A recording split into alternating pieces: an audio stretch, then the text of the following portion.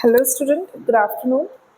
So today we start deviated nasal septum. It is a second topic of medical surgical book, and it is a topic of ear, throat and nose disorders and disease. So let's get started. So what's the nasal septum? Nasal septum क्या होता है? Nasal septum deviation क्या होता है?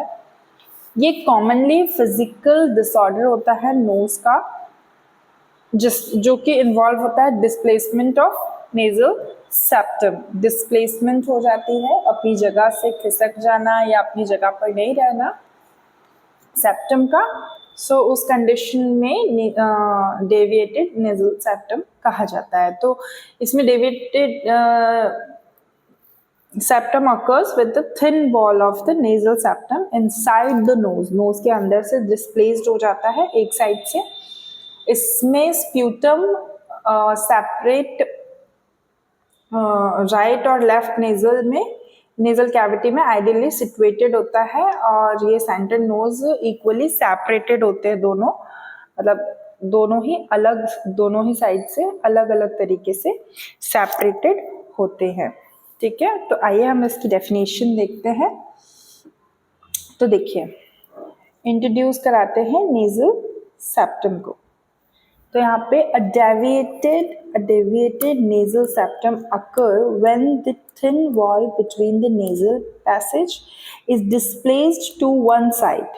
जो thin wall है nasal septum की, जो थिन वॉल है, आप देख सकते हैं यहाँ पे डायग्रामेटिक रिप्रेजेंटेशन में शो करा होगा, है ना। ये देखिए, डेविएटेड नेजल सेप्टम और स्ट्रेंथेंड नेजल सेप्टम, ये देखो डेविएटेड। ठीक है, तो ये अपनी थिन वॉल से थोड़ा सा स्लाइटली खिसक गया है, डिस्प्लेस्ड हो गया। ओके, तो यहाँ पे ये बताया गया है, a deviated nasal septums occur when the thin wall between the nasal passage is displaced to one side. This condition can lead to breathing difficulty. ये जो है कंडीशन, ये क्या लीड करती है? ब्रीदिंग डिफिकल्टीज को लीड करती है। फिर nasal congestion and other symptoms क्या होंगे इसके? Understanding the cause and symptoms and treatment is essential for effective management.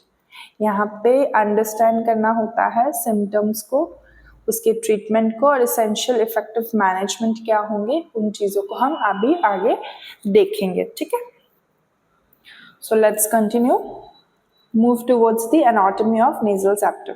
तो यहाँ पे आप देख सकते हैं कि जो नेजल सेप्टम है वो कंपोज्ड है बोन से और कार्टिलेज से, जो कि डिवाइड कर रही है दोनों ही नेजल कैविटी को।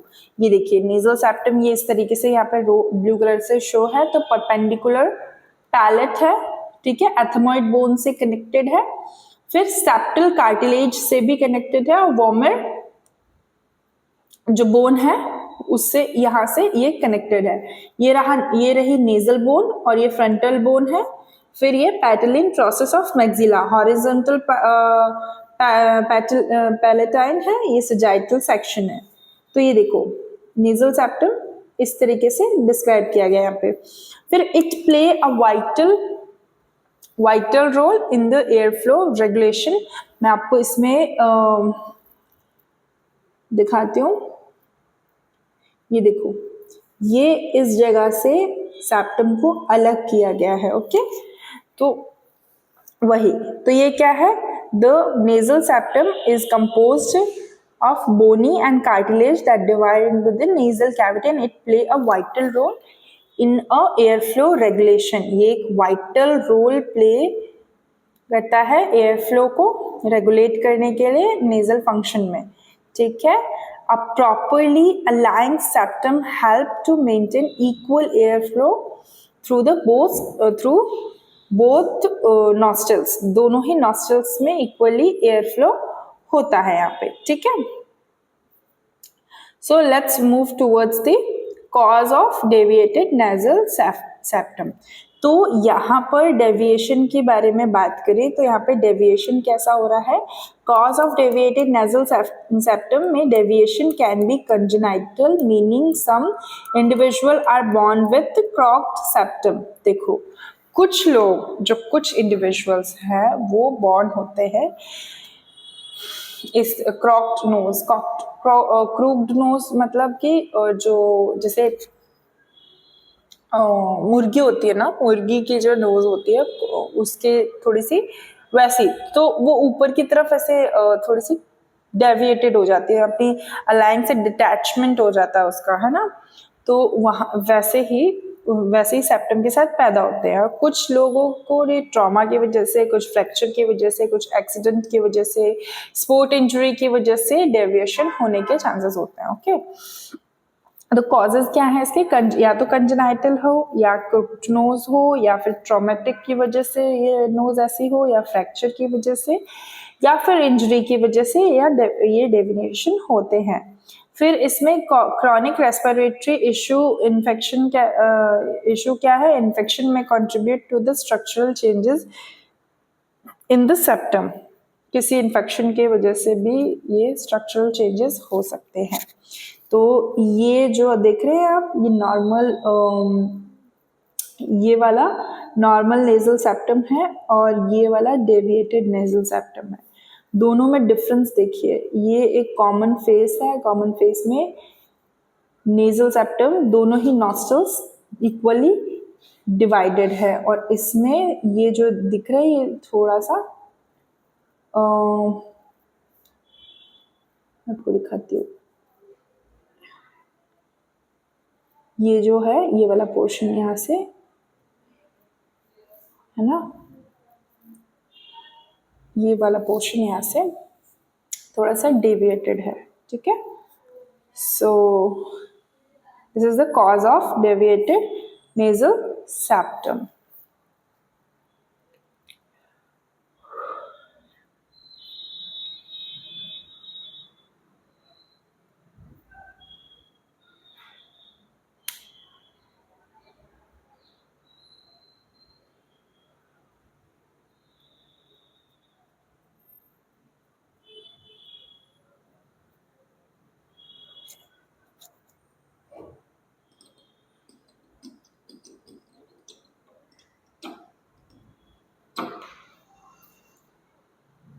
So let's move on to the symptoms of deviated nasal septums. अब इसके symptoms क्या होंगे, तो common symptoms include congestion, difficulty in breathing and frequent sinus infection हो सकते हैं।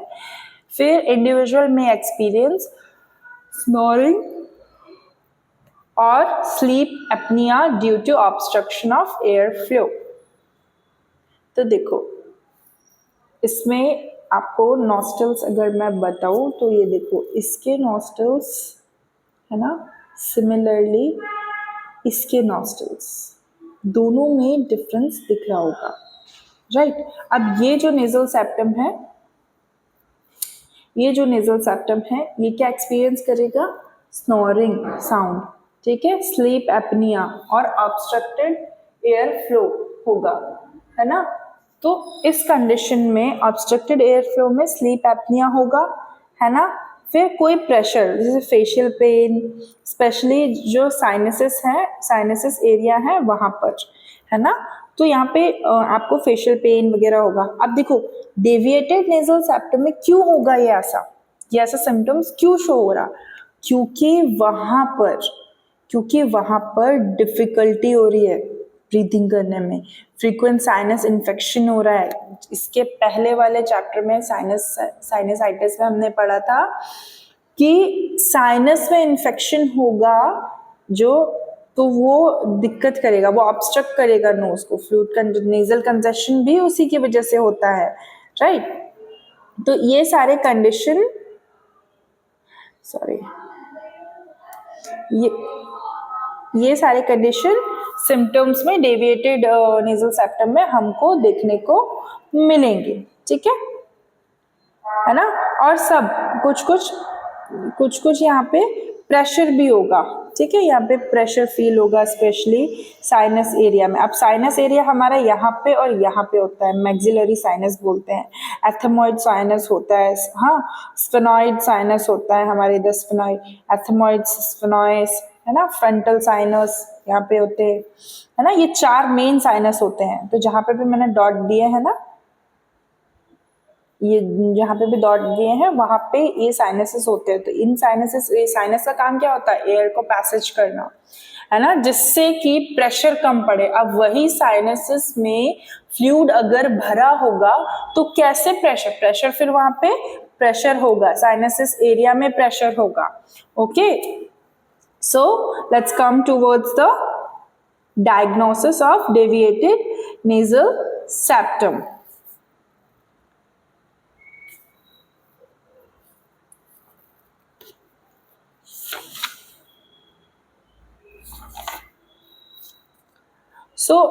पहले डायग्नोसिस के मैं आपको कुछ और बताना चाहती हूँ, सिम्टम्स के भी पहले ये चीज आएगी, टाइप्स।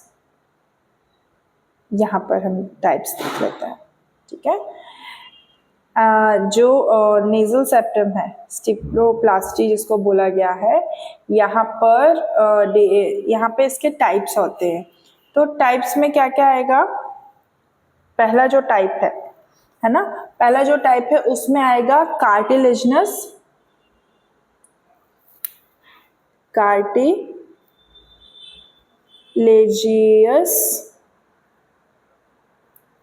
कार्टिलेजियस डेविएशन,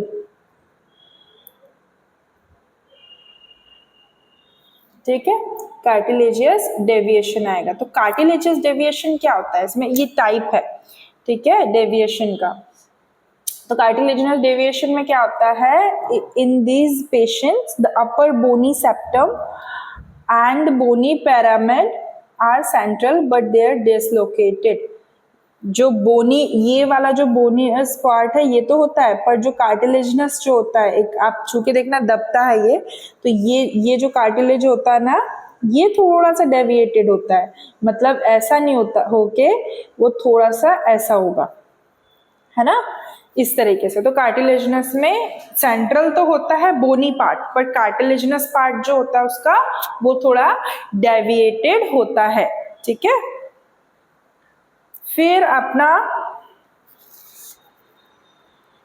क्या आता है यहाँ पे, सेकेंड वाला जो टाइप है वो क्या होता है,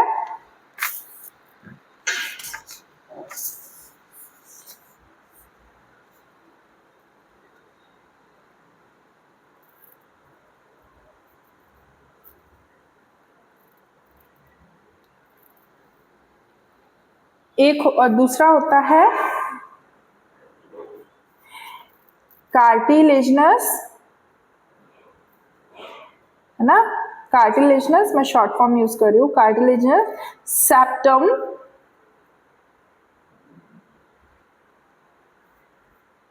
डेविएशन,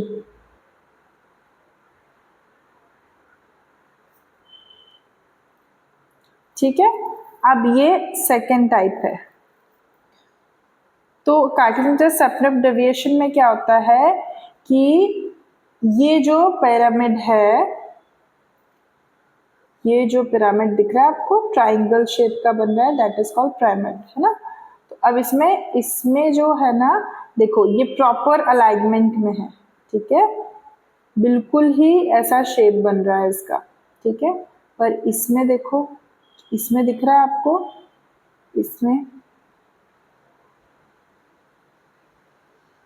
इसमें थोड़ा सा अजीब सा शेप है ना।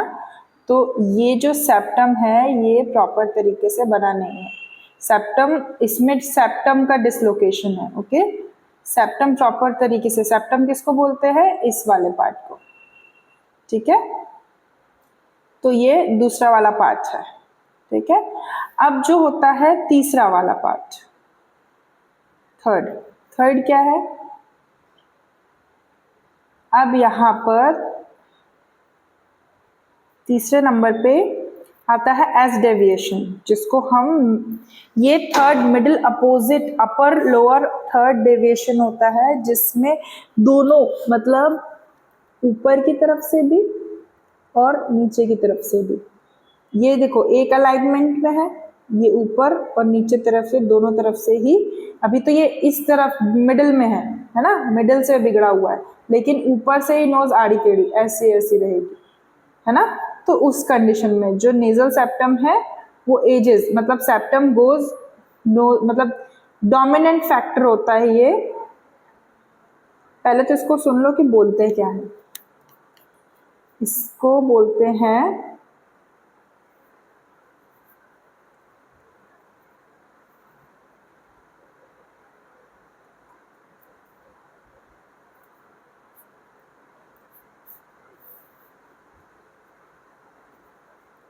इसको बोलते हैं एस डेविएशन।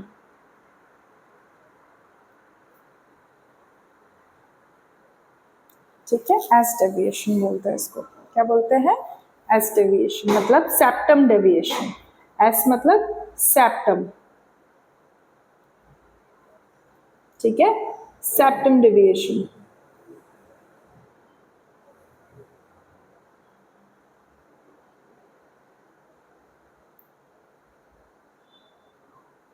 ठीक है, तो इसमें क्या हो रहा है, दोनों ये ऊपर से भी बिगड़ा हुआ होगा, ठीक है, और नीचे से भी बिगड़ा हुआ होगा।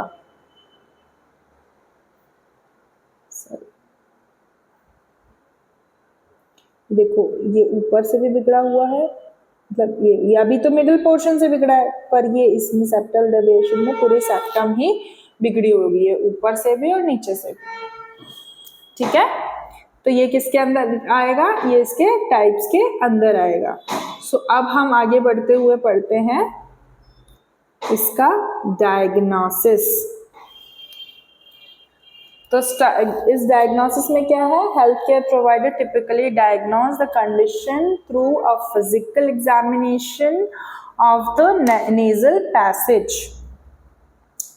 यहाँ पे जो हेल्थ केयर प्रोवाइडर हैं टिपिकली डायग्नोज किस कंडीशन से करते हैं, ये फिजिकल एग्जामिनेशन की वजह से, और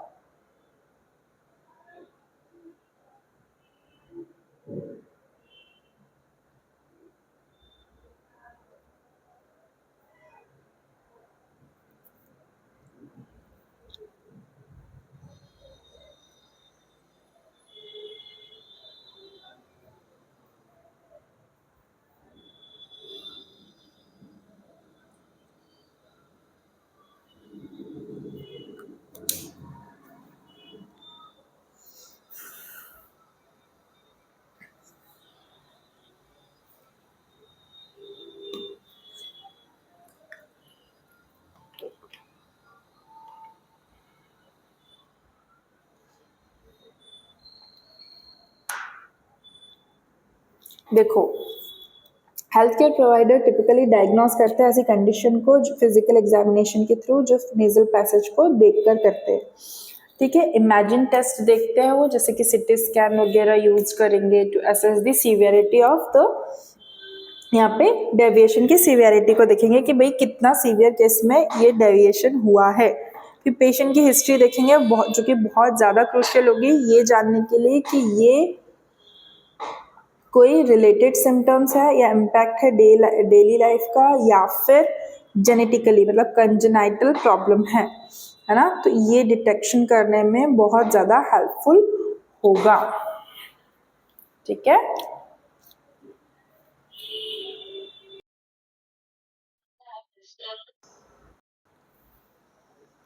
ठीक है।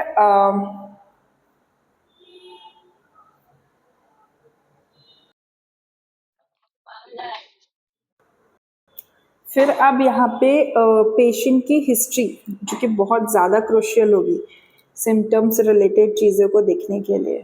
ठीक है, अब हम यहाँ पे बात करते हैं नेक्स्ट चीज़ के बारे में। डायग्नोसिस के बाद आएगा नॉन सर्जिकल ट्रीटमेंट ऑप्शन में क्या क्या चीज़ें हो सकती है। तो नेजल डी कंजेस्टेंट होंगे, नेजल डी कॉन्गिनेंस होंगे, जैसे antihistamine, can help to elevated the congestion and improve the air flow.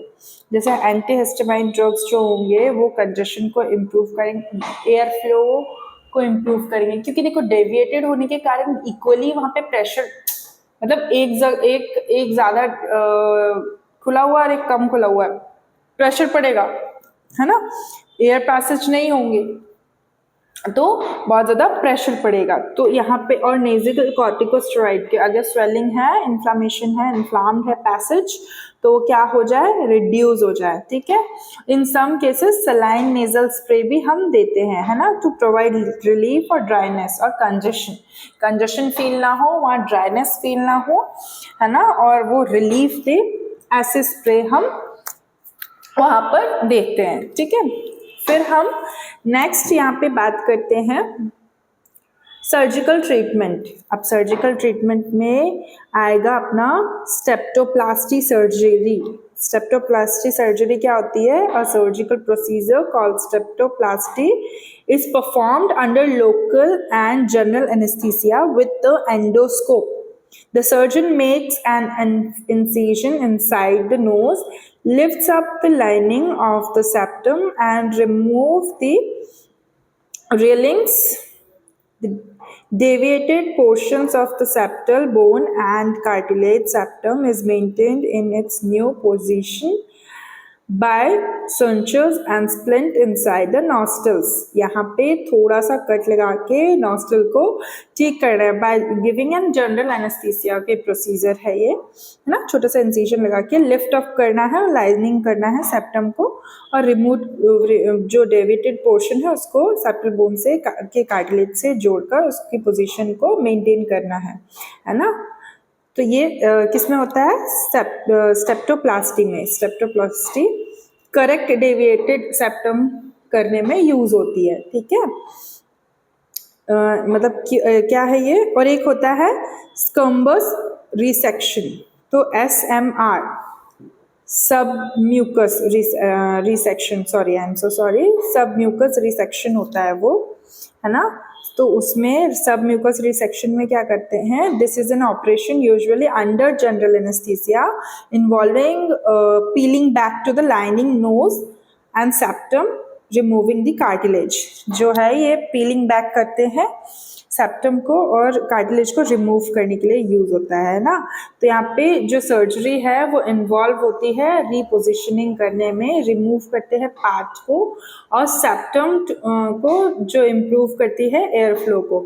और इसमें क्या होता है? Most patients experience significant relief. यहाँ पे सिग्निफिकेंट रिलीफ मिले, सिम्टम्स ना शो हो रिकवरी के प्रोसीजर के बाद, तो ये सारी चीज़ें करते हैं। देखो अब यहाँ पे स्टेप्टोप्लास्टी मेनली यही करते हैं, क्योंकि ठीक है इसी सर्जरी के बारे में भी दिया गया है, पर मैं बता रही थी फॉर नॉलेज कि सब म्यूकस रिसेक्शन भी कर सकते हैं।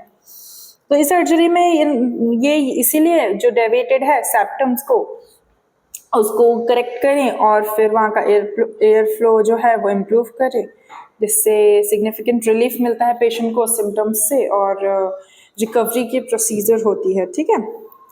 So here the risk and the complication of the surgery. Risk क्या है और कॉम्प्लिकेशंस क्या हो सकते हैं? As with any surgery, स्टेप्टोप्लास्टी carries risks such as bleeding, infection and adverse reaction to the anesthesia. Adverse reaction भी हो सकते हैं, ब्लीडिंग हो सकता है, इन्फेक्शन होने के चांसेस है स्टेप्टोप्लास्टी के बाद। उसके बाद होता है टेम्पररी चेंजेस होते हैं सेंसेशन और डिस्कम्फर्ट के नेजल एरिया में, ओके। उसके बाद होता है पेशेंट में experience continued breathing difficulty even after surgery, और या फिर ऐसा भी हो सकता है यहाँ पे कि देखो यहाँ पे दिखाया गया है कि ना स्ट्रेंथन नेजल सेप्टम, पहले डेविएटेड था उसको ठीक किया करेक्ट करके, तो उसमें ये दिखाया भी जा सकता है कि जो सर्जरी के थ्रू पेशेंट को सर्जरी होने के बाद भी breathing difficulty continuous feel experience करनी पड़ती है, ठीक है। फिर आता है रिकवरी आफ्टर स्टेप्टोप्लास्टी। तो recovery typically involve few days में ही हो जाती है। रेस्ट, मिनिमल फिजिकल एक्टिविटी करनी पड़ती है, रिकमेंडेड होता है पेशेंट के लिए। पेशेंट में एक्सपीरियंस स्वेलिंग, ब्रूशिंग, नेजल कंजेशन भी हो सकता है ड्यूरिंग द हीलिंग प्रोसेस, है ना। फॉलो अप अपॉइंटमेंट्स लेने पड़ते हैं उनको, एसेंशियल रहते हैं मॉनिटरिंग के लिए बहुत ज़्यादा, जिसमें उनकी हीलिंग प्रोसेस जो है वो एड्रेस रहे नर्सेज और डॉक्टर को, और उस पर वो कंसर्न, उस पर वो ध्यान दे सके, ठीक है। फिर यहाँ पे आता है कंक्लूजन एंड की टू टेक अवे। तो देखो ये नेजल सेप्टम कैसा है और अभी कैसा है। तो deviated nasal septum significantly impact करता है क्वालिटी ऑफ लाइफ पे, जो कि मैनेजेबल नहीं है विथ प्रॉपर ट्रीटमेंट, ठीक है, मैनेज करने के लिए, क्योंकि ब्रीदिंग डिफिकल्टी की बहुत सारी चीज़ें हो सकती है। अगर सर्जरी हुई है तो भी और नहीं हुई है तो भी both non surgical and surgical options available रहते हैं। डिपेंड करता है सीवियरिटी सिम्टम्स कितने हैं। अगर ज़्यादा सिम्टम्स शो हो रहे हैं तो सर्जरी की नीड पड़ेगी, और अगर नहीं हो रहे हैं तो सर्जरी की नीड नहीं पड़ेगी, ठीक है। फिर आता है consulting with health care provider with crucial for personalised care and effective management. तो यहाँ पे कंसल्टिंग करना पड़ता है हेल्थ केयर प्रोवाइडर को, जो कि बहुत क्रूशियल होता है। पर्सनलाइज केयर और इफेक्टिव केयर मैनेजमेंट बहुत ज़्यादा नीडेड होता है, ठीक है। So this is all for today. Today we completed nasal deviated nasal septum. So that's all for today's topic. Thank you, class. And if you have any doubt regarding to this, or you are facing any challenges or any issues, for any technical issues, so let me know in the comment box, or if you don't commenting on the video, just do let me know in the WhatsApp group. So thank you, class. Thank you.